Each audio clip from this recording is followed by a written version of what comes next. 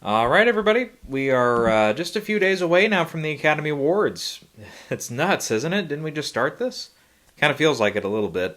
But no, we're coming up to the end here, and yeah, I really wanted to just take today and talk about a couple of the quick categories. I think we'll run down each category. Some of them are going to be very brief, I think, as far as, who's going to win and stuff for the Oscars, 23 categories and stuff.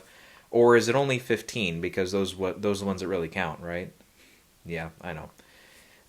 Unless there's a very late announcement here, I'm afraid that's going to happen, which really should not. Again, there's so many categories that that are in there, and they deserve to be in there. And it's 23 is what we've had here now for 2 years in a row.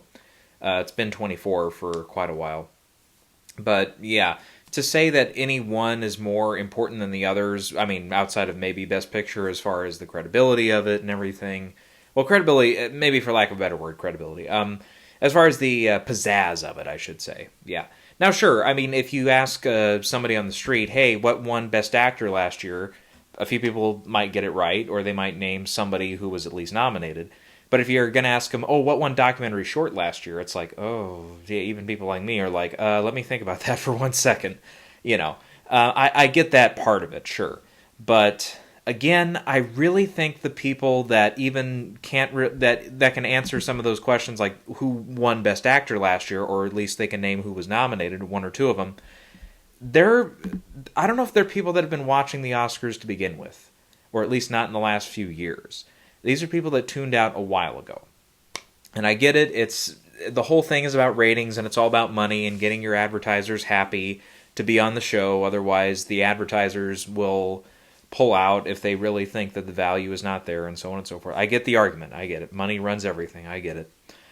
But at the same time, I think there is the integrity of the awards that you've got to protect. And for myself, I really don't see a scenario where if you're going to say we are the same Oscars, yeah, I don't see how you do that without broadcasting all 23 categories and letting everyone get a fair shake at not just the time on the podium, but everybody at home to watch their speech and hear what they have to say. Even again, I know some folks don't like it because of some of the topics that are brought up in speeches, which, true in the past, I kind of had that too, where I'm like, yeah, I get it. But over time, I'm like, you know what? Over time, I've changed my opinion on that, and I've said, you know what? Whatever they want to talk about, they can talk about it.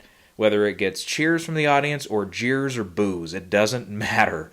What they want to talk about, they've taken the time, they've taken the effort, they've done what they've done this year for craft and for acting, any kind of craft, whether it's producing or editing or writing, acting, directing, obviously, all that stuff. Or if it's doing stuff like being a sound editor or being a mixer or being anybody that's involved on this level of stuff where you're going to be up there on the stage, you deserve a fair shake. You deserve a fair shake, absolutely. And everybody should be able to hear what you're saying. So that's my word on that. And hopefully we don't have too many more soapbox type moments for the rest of the year. We've got, 3 videos probably, as I spit everywhere, sorry. We've got this one. We'll do a final predictions in case I change my mind on anything. And then we'll do the wrap-up when we're all done there for the Oscars. Okay, so let's go ahead. Let's just start from the top and work our way through some of the categories here. And we'll kind of say, okay, this is where we're leaning. Or are there certain ones where we're like, no, we feel pretty good. We, really a small chance of changing this, so on and so forth. So Best Picture, let's talk about the Producers Guild. It was interesting because I talked about, I just kept forgetting Roma did not win that year. And I have to remind myself every time I want to say that Roma won, despite Green Book winning Best Picture and everything. And then that little ticker in my mind says, no, dumbass, you're wrong. It was Green Book. So, I think in some ways, from what the Producers Guild, so goes the Academy, it kind of feels that way because, again, another Netflix contender that seems to have everything going for it, again, fell short at the Producers Guild. And I would say even more so than Green Book. Because the thing is with Green Book, from the perspective part of it, there were definitely some blogosphere people and some critics, and even some, I would say, much smaller percentage, but even some general audiences that went into Green Book and came out and said, it was okay, or it kind of felt like been there, done that, or I just didn't enjoy it. And then to another extent, you had some people that claimed it was racist and all the other things, whatever, it doesn't matter. But yeah, there was enough, stuff there that people were including myself, were very dismissive of that Producers Guild win going to Green Book.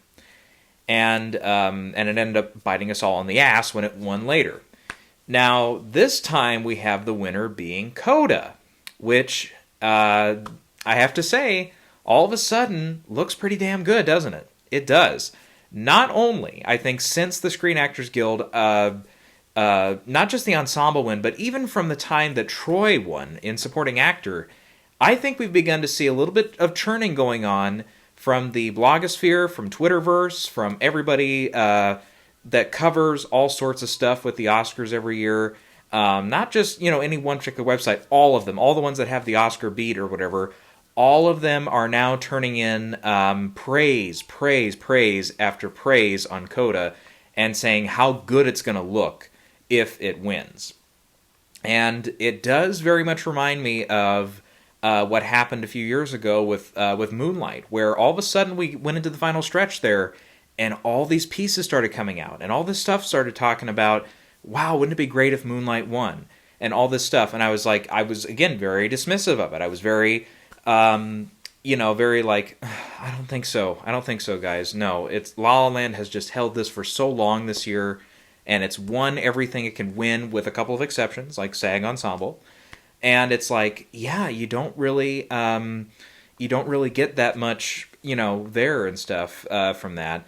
It just feels like they're kind of puff pieces. And we all saw what happened. So, and interesting enough, here we go again. Like Green Book and Moonlight, CODA is really primed to win an acting race, screenplay, and picture.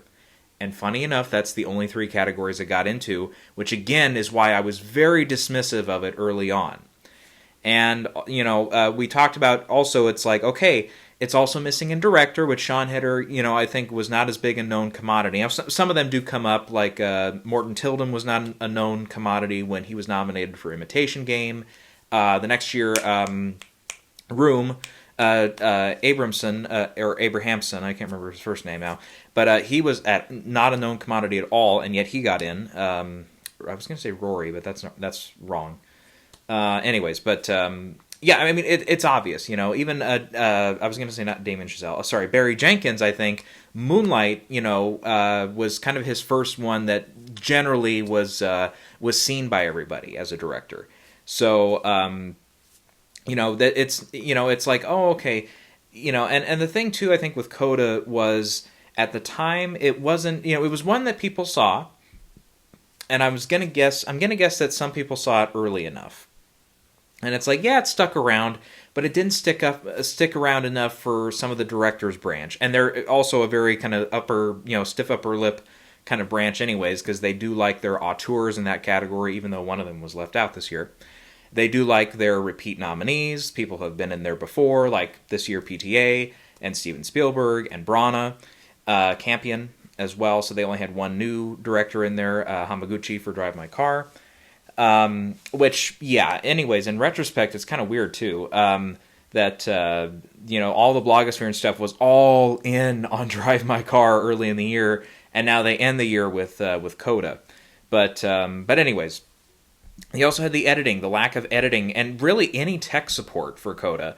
And, of course, it was going to be tough. I think editing was the only one where you're like, okay, that would maybe kind of make sense. Because, like, it did have a short list selection there for Best Song, but it wasn't really a sure bet. Obviously, the design categories were out since it was very contemporary. It didn't have any effects or anything. Sound, maybe. Sound was kind of like that really odd, like, maybe, just maybe, but it obviously never percolated or anything. So it's like, yeah. So now I think we've seen the turn there, and it's like the blogosphere is behind it, It's now starting to win some key guild. Two of the guilds that it was nominated for, it won both of them, Producers Guild and Screen Actors Guild, for their top prizes.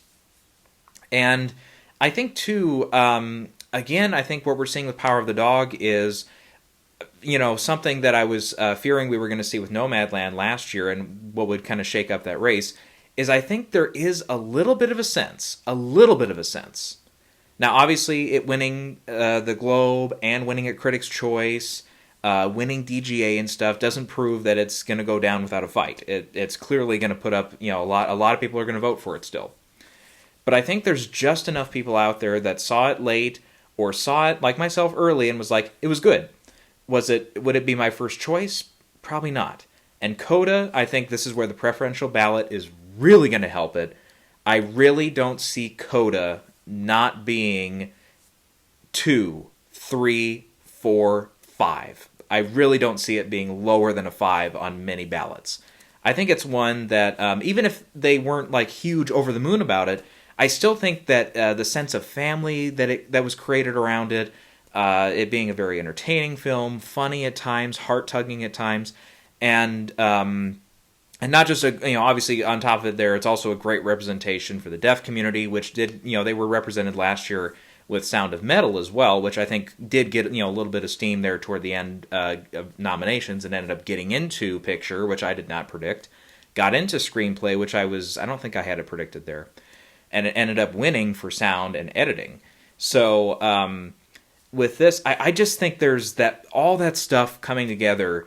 It just makes me say, you know what, Power of the Dog did overperform, but again, what did I talk about here not way too many videos ago? I'll cite you back and say, go find that one. It's kind of like Roma and kind of like The Revenant. Two films that overperformed Oscars morning and all of a sudden looked like the front runners. And both of them stumbled. And I think Power of the Dog, to an extent, some people are also going to say it's more of a directorial achievement, or in some aspects it might be considered more of a writing achievement than an overall, piece or whatever. With CODA, I think it's an all-around really good movie and everything. It does have some of those coming-of-age cliches in there and stuff, but it's not stuff that makes you say, you know what, I just don't like the movie anymore. It's not stuff that puts people off. And again, some stingy voters, I think, will be put off by Power of the Dog with the fact that it isn't a super in-your-face, entertaining movie all the way through. There are some parts where you have to rely on the characters, and you have to rely on the acting, and stuff like that to kind of get you through in case the story is just not, to your liking and stuff. And again, I can see, some people kind of turning it off, at the halfway point before, what's his name, sorry, jeez Louise, Cody Smith McPhee, before his character comes back and he starts to take, a little bit more action and stuff in the story there. So, I mean, it's all stuff, I wish I had taken something else before, but again, until we saw this evidence of it winning at Producers Guild, going 2 for 2 at the Screen Actors Guild, until we'd seen more of that, I was like, I wasn't 100%, confident in saying that, or taking something like Belfast and saying, nope, I think that's going to win again. Because I had it, for a while there to win, but then after the nominations and stuff, I was like, it's got to be Power of the Dog, right? I mean, it just didn't slip up anywhere, whereas Belfast did. CODA, no tech support and no director. Even down to Licorice Pizza, or some of those outside shots like that, or Dune, or King Richard, it's like you're missing 1 or 2 spots that are really important. Now, sure, again, CODA is missing 2 of those, and it will be... I'm gonna look this up really quick, because we mentioned not way too long ago about the BAFTAs thing, because I think for BAFTA and CODA's performance there, the fact that it still took 2 out of its 3 prizes there, I think it was 3. We counted it up last time, if I remember right, but yeah. Let's see here. I was gonna say because this is going to be the first time in a while, if CODA does win, that it wasn't even... The film that wins Best Picture was not even nominated at BAFTA. Because Parasite was. Nomadland won last year at BAFTA. Green Book was even nominated for Best Picture at BAFTA, even though, again, that one did not do very well. Shape of Water was nominated. Moonlight was nominated. Again, that one kind of had some fits and starts there at BAFTA. Spotlight was nominated. Again, that one didn't get into a couple of key categories. Birdman won Best Film. Boyhood... I mixed it up there. Birdman won Best Picture. Boyhood won Best Film, but at least, Birdman was nominated. 12 Years a Slave carried over. Argo carried over. The Artist carried over. King's Speech carried over, obviously. Hurt Locker, did that win in sweep? Yeah, it did. Okay, that one won at BAFTA as well. Slumdog Millionaire won here. No Country for Old Men won here. We're going to keep going, right? The Departed was at least nominated here at BAFTA. Crash was nominated here at BAFTA. We had, I think this is the first one, isn't it? 2004. Let's see. So this one, you had The Aviator, Eternal Sunshine of the Spotless Mind, Motorcycle Diaries, Vera Drake, and Finding Neverland were your 5 film nominations that year at BAFTA. So, okay, who was our winner that year? Boy, my mind is going blank. $1 Million Baby, right? Yeah, that was $1 Million Baby. So, in that case, I'd have to look up a little more info on that. I'd have to see if maybe it wasn't even eligible at BAFTA that year. Yeah, it didn't receive anything from BAFTA. So unless it was nominated the next year, which most of the time, I mean, once in a while they'll do that if something is ineligible, like one particular year. It gets in at the Oscars that year, and it's released in Britain, in the territories there and stuff. If it's released the following year, sometimes they'll follow up with it, and they'll say, yeah, we missed you last year because you weren't eligible, but now we got you, kind of deal. Or sometimes it'll be the reverse, where it'll be released in Britain first, and then it gets released in the U.S., and then it's eligible for the U.S. The following year. I think Shaun the Sheep movie is the only one I can think of recently, but yeah. So there you go. Yeah, this would be the first time, if CODA does win, the first time we see a Best Picture winner not even nominated for film at BAFTA since $1 Million Baby.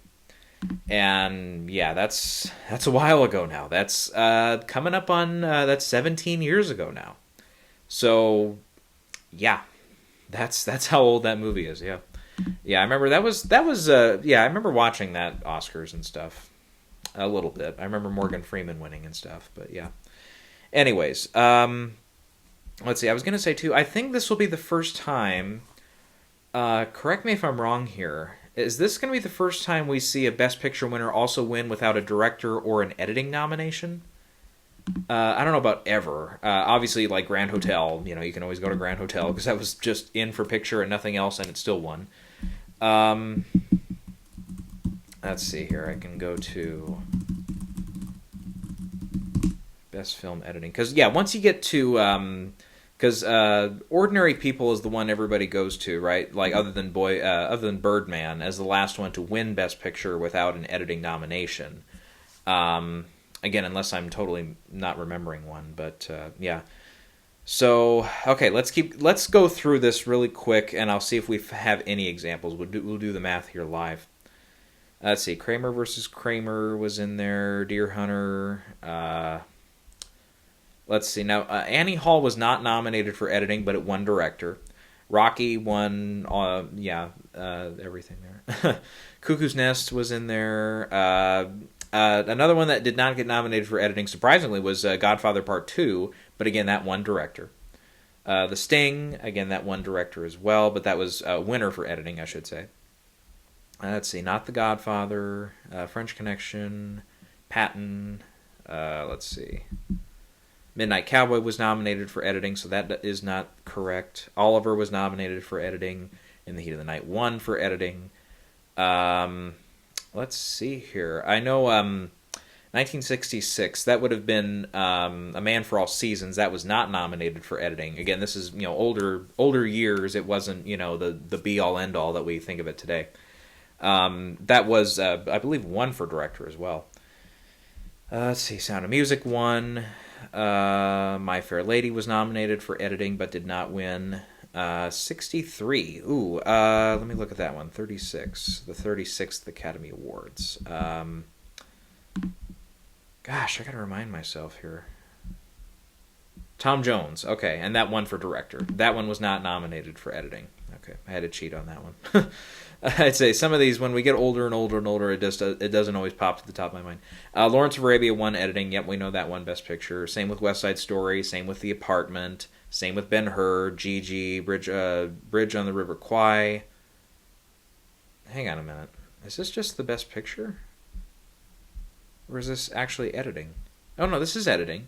Yeah, they were on a roll there for a long time. Lawrence of Arabia, West Side Story, Apartment, Ben-Hur, Gigi, Bridge on the River Kwai, Around the World in 80 Days. Yeah, they had a long streak there where your Best Picture winner also took editing. Okay, let's look at 1955, the 28th Academy Awards. I believe that was Marty, and Marty won for director, if I remember correctly. It did. Delbert Mann directing. Let's see, On the Waterfront was our Best Picture winner, From Here to Eternity. Let's see here. Greatest Show on Earth was nominated for editing. That won Best Picture. Let's see, American in Paris was nominated for editing. All About Eve was nominated for editing. All the King's Men was nominated for editing. 48. Let's take a look at that one. We're seeing all the ones that weren't. Hamlet. Yeah, that was nominated for director. Let's see here. Then we had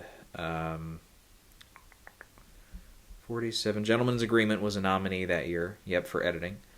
Best Years of Our Lives won editing that year. That won Best Picture. Lost Weekend was a nominee for editing. Going My Way was a nominee for editing. Casablanca was. Mrs. Miniver. I've heard like 3 pronunciations of that one. Never seen it. Citizen Kane. Oh, sorry, not Citizen Kane. How Green Was My Valley. Thank you. That one was nominated.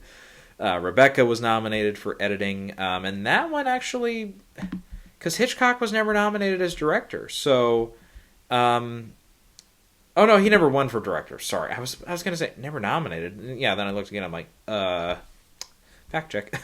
Gone with the Wind was the winner for editing. You Can't Take It With You was nominated for editing. Let's see, 37. That was Life of Emile Zola, which was nominated for directing as well. So, yeah, we're getting down there, guys. We're down to the last 3.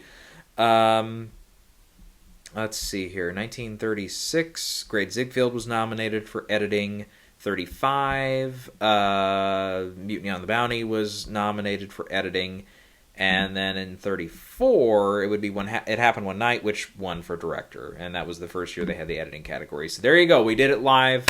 That's correct. This is going to be, for the first time since the film editing category has been established, that a film wins Best Picture without an editing or a director nomination. Now, that's a big, big feat to get over.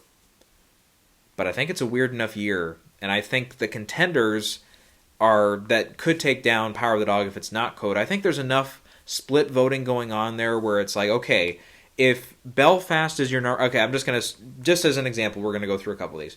If Belfast is your number 1 vote for Best Picture, is something like CODA or King Richard or possibly Drive My Car, something like that, more likely to be your 2, 3, 4? Or is Power of the Dog more likely to be your 2, 3, 4? Or is CODA more likely to be your 2, 3, 4? I would say CODA, right? King Richard, again, if that's your number 1, if that was your favorite this year, something like CODA might be your number 2, Belfast your number 2, but it could be 2 and 3 there between those.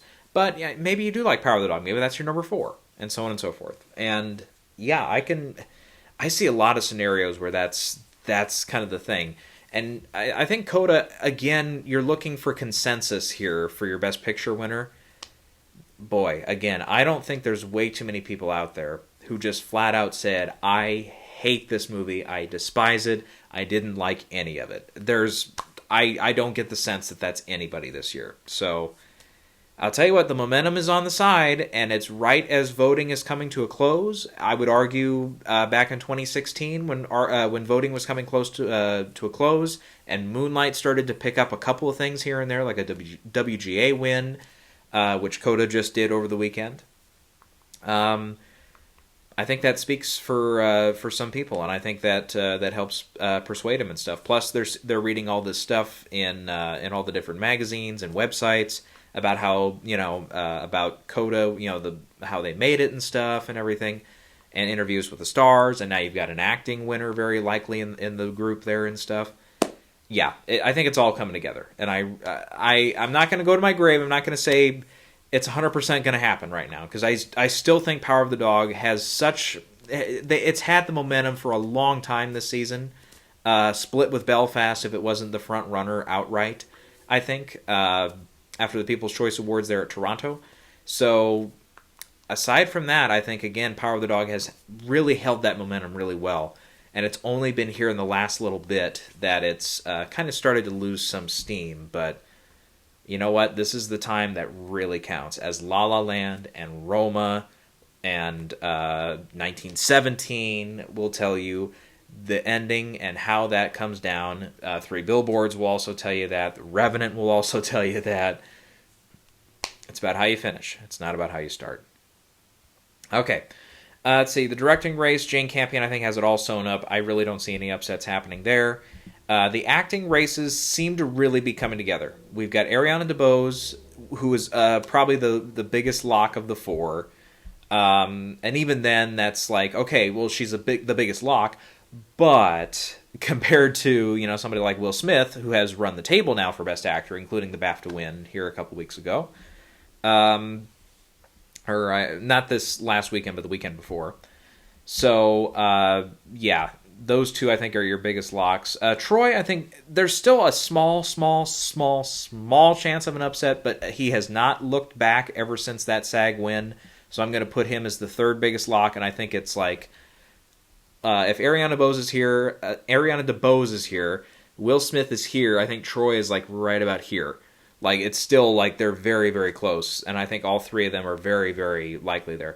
If we're going to see an upset, I think it's in that Best Actress category, where I would put Chastain about here. Still, I think really good odds. I still think she is the front runner, and I still think that Eyes of Tammy Faye is really going to benefit from that makeup and hairstyling win, which is going to back it, I think, very much so.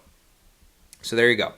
That's those. The screenplay categories are going to be a little trickier. I would say original screenplay is the trickiest one. Absolutely the trickiest one. But adapted screenplay, again, I think if we follow the rule of your Best Picture winner, if you're not Nomadland, you're not Shape of Water or The Artist in recent years, your screenplay winner lines up with Best Picture. And CODA not only won at the WGA Awards, but it also won at BAFTA. And I think that can carry over. So, and last year, if we're remembering correctly, Critics' Choice did not go with The Father for Best Adapted Screenplay, but WGA and... WGA wasn't nominated, sorry. But BAFTA went for it. And so, yeah, I think that's going to line up there. Let me see here. Jojo Rabbit did win WGA and BAFTA toward the end, upsetting Little Women. So, yeah. Again, I think some of that momentum with the screenplay categories comes toward the end. So I'm putting CODA ahead for adapted screenplay as well. And Power of the Dog, I think, even though, yeah, we talked about it a little bit there. Some people, I think, are aware that Jane Campion is the sole screenwriter on Power of the Dog. And yes, she's 99.99999% going to win. I'm about to sneeze, sorry. In the directing category. I'll get over it. We got it. Okay. Oh, okay. Anyways, so yeah, she is, I would say, again, very extremely likely to win that directing race. So the fact that she is going to win there, very likely to win at least, yeah, that's a great sign. Just because she doesn't win adapted screenplay or Best Picture doesn't mean she goes home empty-handed. Now, Sian Heder, as we mentioned a couple times, on the other hand, her only shot at winning an Oscar is in the adapted screenplay category. Now, she'll probably go up and probably say a few words if it wins for Best Picture, but she is not a producer on the film. She does not actually take an Oscar home. So keep that in mind. And obviously, Troy, we know only he can win that one if he wins. So, yeah, you get what I mean. Anyways, so, yeah, so I think if there's enough buzz around that, too, and I think there is just enough, And this is one of the categories where the writer's name is attached to the thing there, if I'm remembering right. Maybe I'm not. I don't know. Crap, I forgot. But anyways, I still think there's enough shot of a shot there that some people will be cognizant of that, and they'll say, yeah, I'll go ahead and then I'll put CODA for screenplay too.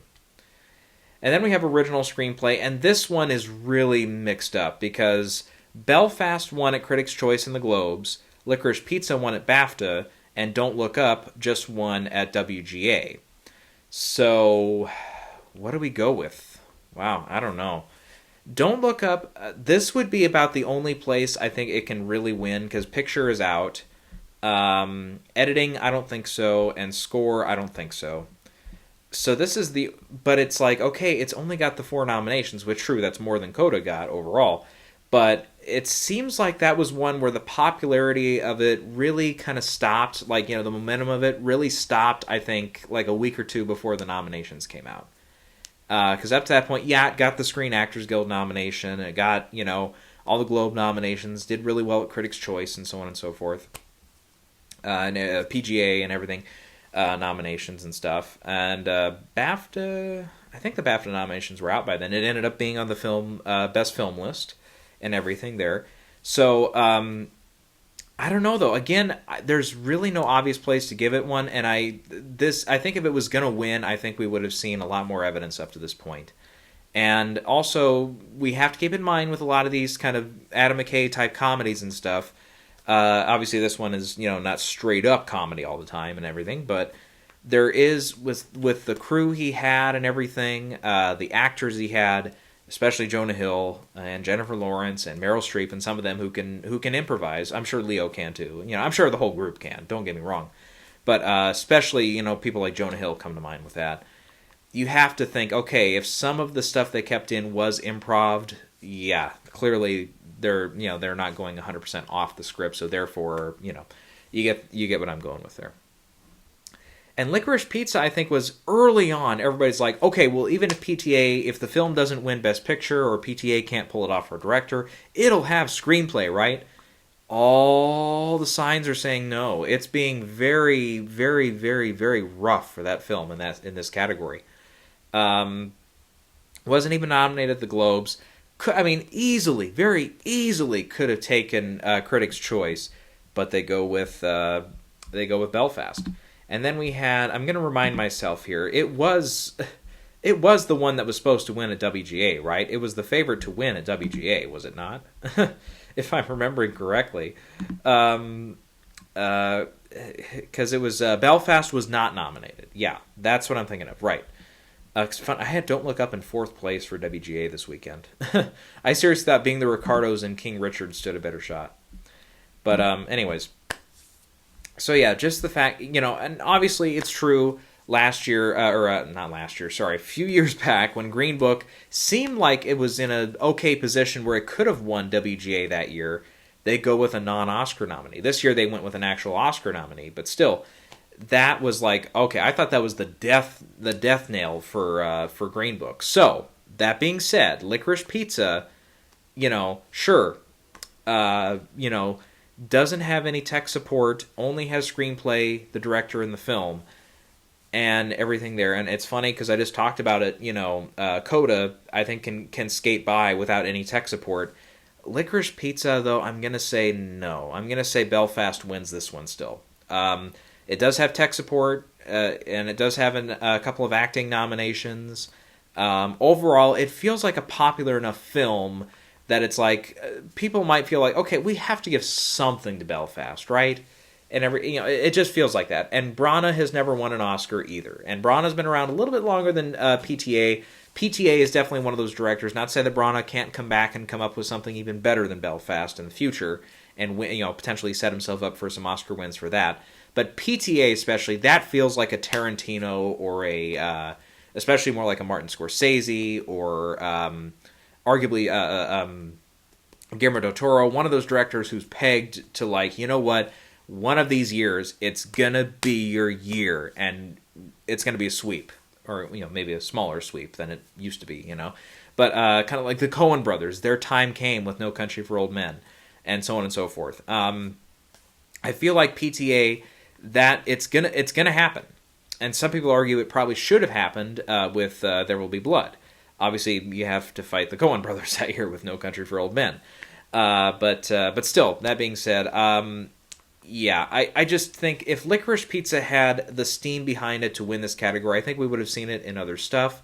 I think through the season we would have seen it perform better. As it is, I just don't think it has enough support. So Belfast, I think, does win screenplay, original screenplay. Through the feature categories. Feature categories next. Animated feature. Encanto, I'm still going to say out front here, even though we did see Mitchell's vs. the Machines do really well at Annie Awards. Flea has 2 other nominations out there. Encanto also has 2 other nominations. But I think Flea, I don't know if it's one that's been widely enough seen through the rest of the Academy to where it's enough to get a popular vote. If Klaus was not widely enough seen to win over Toy Story 4, I think Encanto can win that one. Doc feature, I really thought there was a chance that Summer of Soul would kind of have 1 or 2 opportunities where it would slip up, but it really hasn't. So I'm keeping that out front as the front runner there.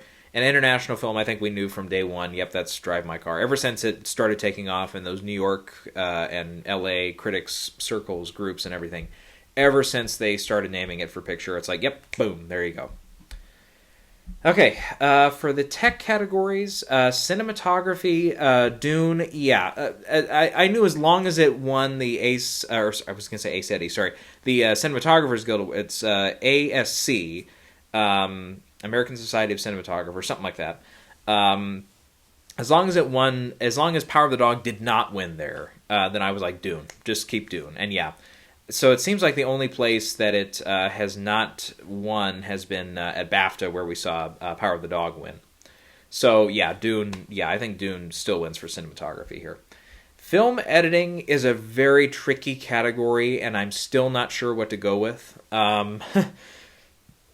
Yeah, kind of in a weird one. I went last week, or one of the last videos, I should say. I don't know if it was, yeah, whatever time it was. I said Power of the Dog wins, kind of like, to line up with the old adage of best editing and stuff. But now, with CODA coming on strong in the picture category and the screenplay category that Power of the Dog was poised to win here a few weeks ago, does that open it back up for Dune, which has not really taken too many editing prizes this year? Or King Richard, which was our Ace Eddie winner? Or Tick Tick Boom, which was our other Ace Eddie winner? Are we looking at a real outside contender like the year Dragon Tattoo won for film editing? So again, that would favor something like Tick Tick Boom? I really don't know, and I really have not made up my mind on this. I think Don't Look Up is the only one I'm just saying flat out no to. I think the other 4 are viable in that category. Tick Tick Boom, I think, is it's one that I think people really wanted to see nominated for Best Picture. I wouldn't have minded it being nominated for Best Picture. And with Andrew Garfield being its only other nomination, and that's he's not going to win, guys. Sorry. I can see the argument where some people, the passion for that film overflows and that it ends up winning the category. Plus, it was our Ace Eddie winner in the comedy musical category, which doesn't always correlate, More often it's in the drama race, or it's another nominee in the drama race that didn't happen to win. So that curse of your Ace Eddie winner repeating at the Oscars has haunted many films like Parasite and Captain Phillips and Boyhood, for example. So King Richard, is that one the next in line to do that? Maybe. I mean, King Richard, it's going to have a win in the in acting. Up until recently, I thought it was a pretty good bet in the song category, but now I'm not really sure about that one either. So yeah, I really think it's a third place contender, but it's that third place contender that is actually really close, So I think, at least for now, if I have to give an answer here, I think I got to flip back to Dune and just say just by default. And it is also something, a few years ago, I remember Joe Walker, he's been consistently nominated here through a few years for various projects and stuff. He's never won, even though he's been pretty consistently nominated. Again, they don't know the name of the editor or anything of these films. You have to look it up before you vote and everything. I don't know. I think he picked the right project this year, and he's edited a lot of Villeneuve's films. That's true. So I think just by default, I think it just Dune goes on this mini sweep here in the tech categories. Let's see. Then the design categories, we have costume design. That's Cruella all the way. Production design, I'm switching to Dune. Yeah, Nightmare Alley just has shown no strength here, so yeah, I'm getting out of that. In the music categories, we have score, Dune, I think, just by default. I just don't think there's enough going on there with the other nominees here or anything. The song category is really tricky for me still.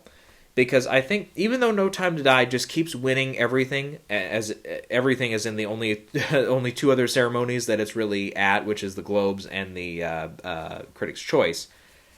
I don't know. I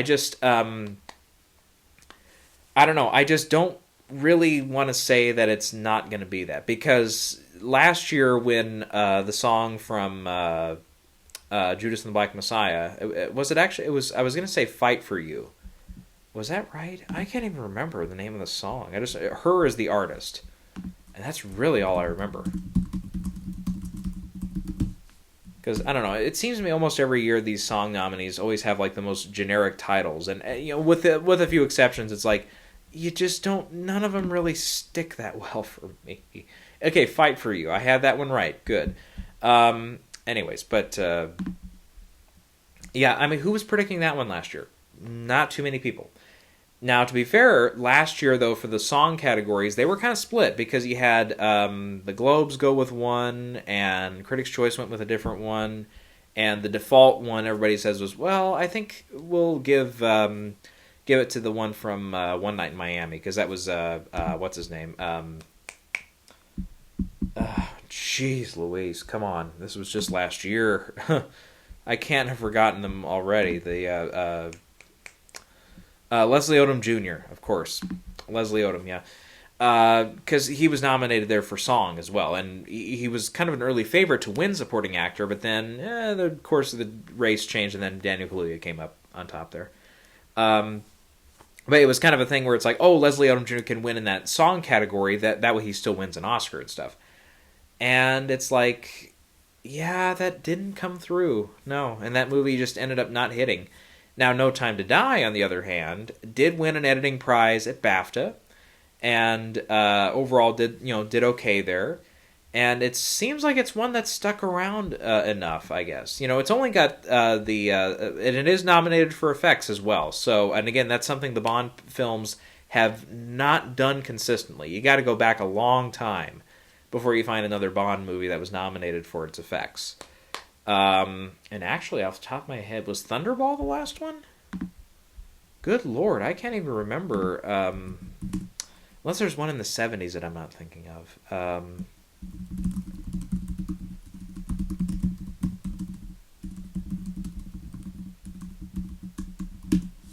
Is it Thunderball? Gosh, I can't remember. Awards nomination received by James Bond films. Okay, this ought to be helpful. Okay, let's see here. Moonraker got in for effects. Okay, that makes sense. That was one of the first things I thought of was maybe Moonraker got in for the outer space stuff and everything. But no, if it wasn't for that one, I would have been right with Thunderball, because that had a special visual effects category at the time. But yeah, Moonraker was the last one to do it, and that was over 40 years ago. So. Yeah, and it was a weird year for effects too with that category too. But the sound nomination and effects on top of the song category as well. Really, in this category, you do have Belfast, you do have King Richard that are Best Picture nominees. You do have Encanto, which is up for multiple awards as well, including score and animated film. So it's like, I don't know. And Diane Warren's nomination for the For Good Days song. Yeah, nobody really was. A couple people predicted it, smarter than me, that realized it was Diane Warren. But this is the first time in a long time where she's been a nominee that it's like nobody really cares. It really was not her turn this year. So part of me wanted to say Encanto will win animated feature and song, which sometimes those two go together. Like Frozen and stuff. But it's like, is that one really the one? It's like, if it was the Bruno song, okay, then we know. Then that one almost would have been 100% lock. Or it feels like it, at least. Obviously, the No Time to Die song is really good, and it is Billie Eilish, which I'm sure a lot of people, have heard, and it had a lot more airplay because it was released before the pandemic started in the U.S., and the release date got pushed back. So, all that stuff together, though, I gotta say it's No Time to Die right now. Now, I could easily just be like, you know what, we all took it for granted, blah, blah, blah, blah, blah, and everything, and I could be just wrong on it, but just at this point, there's nothing directly pointing me in another direction that says pick this one instead, so, yeah. Okay. Let's see, did we skip over? Makeup and hairstyling will be the next one. Again, Eyes of Tammy Faye seems like it's got that one. Even though Dune has more obvious effects and stuff, House of Gucci has more of the prosthetics and everything. And even though Coming to America did pretty well at the Makeup and Hairstyling Guild, Eyes of Tammy Faye, I think, is our front runner there. So that just leaves sound, which is probably, again, Dune by default, and visual effects, which is also Dune. So that just leaves the shorts categories. And I think I'm just picking the three favorites this year. I'm not going for an upset this year. Robin for animated feature. Queen of Basketball for documentary short, even though, again, 3 songs for Benazir was kind of an early favorite there. And then The Long Goodbye for live action short. So, yeah, I think that's what I'm going with for now. So yeah, I would put it at Dune winning 5. Is that more than 5? Okay. Let me see. Editing, cinematography, production design, score, sound, and visual effects would be 6. Quick recap here. Mad Max Fury Road won 6 as well, if I remember right. It was 6 or 7. It was in that range. Gravity won 7, I remember, and that wasn't all strictly tech categories because director was one of those wins. It was 6 tech category wins. Okay, for Mad Max, you had costume design, editing, makeup and hairstyling, production design, sound editing, sound mixing. So if my math is correct, that's 6. So there you go. And Gravity, I'm going to just triple check my math on this, but yeah, I believe outside of director, the rest of its wins were in the tech categories, and they would total 6, again, without that director, the big caveat that is not including the directing Oscar win, I believe. So as this loads up, I don't know, every once in a while here at the place, the internet gets a little slow, so. Okay, yeah, it would be cinematography, editing, score, sound editing, sound mixing, and visual effects. There you go. So I think that's right in line. Absolutely. So there you go. You know what? Yeah, that might just be 6. Might just be that magic number when it comes to those tech categories and stuff. Otherwise, with that, Power of the Dog, then I don't have winning anything else. So that would be. I'm trying to remember that. That would be like The Graduate, wouldn't it?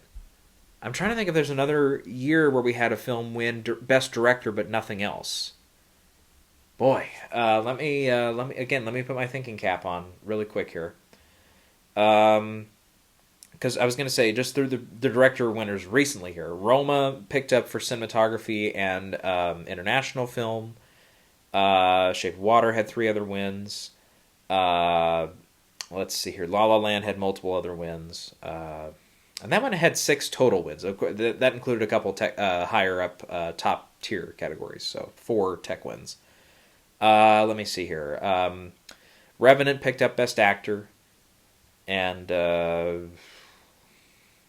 was it just those 2 for Revenant? Or I think it was one more. It might come to me later. Cinematography, of course. Cinematography, that's right. Let's see. 2014, Birdman won a few other ones. Yep. Including picture, obviously. 2013, Gravity, we mentioned. 2012, Life of Pi, 1, 3, on top of director. And again, all 3 of those were in the tech categories. Let's see, yeah, then we get into the artists and stuff, yeah. So yeah, none recently, but yeah, that would be the first time, I think, since The Graduate, we've seen a film win Best Director, but nothing else, so what do you know? Let's see, otherwise, for the ones getting multiple wins, yeah, CODA would have 3, let's see here. Eyes of Tammy Faye would have the 2. Boy, I think that's it, isn't it? Wow. I think so. Yeah. So yeah, unless Power of the Dog picks up, obviously picture, unless it picks up picture, which again, I gotta think back the last time we saw a film win Best Picture, but only otherwise pick up Best Director. That does not happen every day either in Oscar history. I gotta really think about that one too. Um, yeah, that's gonna be a while. But it's really weird too how all of a sudden some of my early predictions, like my very first predictions, are actually possibly going to come true. Like early, I was Jessica Chastain was my first pick this year for Best Actress, and I fell off the train for a while there, but now she's back. And CODA, funny enough, Best Picture out of the gate. I said that film CODA. It's about like deaf community and stuff. I'm like, part of me. I don't want to say too. I don't want to say I was thinking way too cynically. But I was like, you know what? I think people would like it if we saw a film about the deaf community win Best Picture. And this looks like, it's a movie that did really well. That was a Sundance hit, picked up by Apple. It was like the biggest acquisition out of Sundance ever or whatever. Again, this is stuff I'm reading about in the articles here recently. But it's like all this stuff, it had all this praise early. I'm like, you know what? Yeah, I'll just pick that one. Then I realized it was Apple, then I bailed because I was like, oh, I don't think so.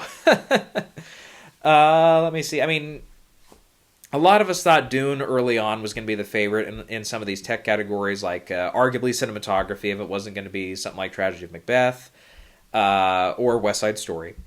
And West Side Story, too, for some of these tech categories as well, I got to say. But visual effects, I think all along we've kind of known that one was probably going to be Dune if it wasn't, something else.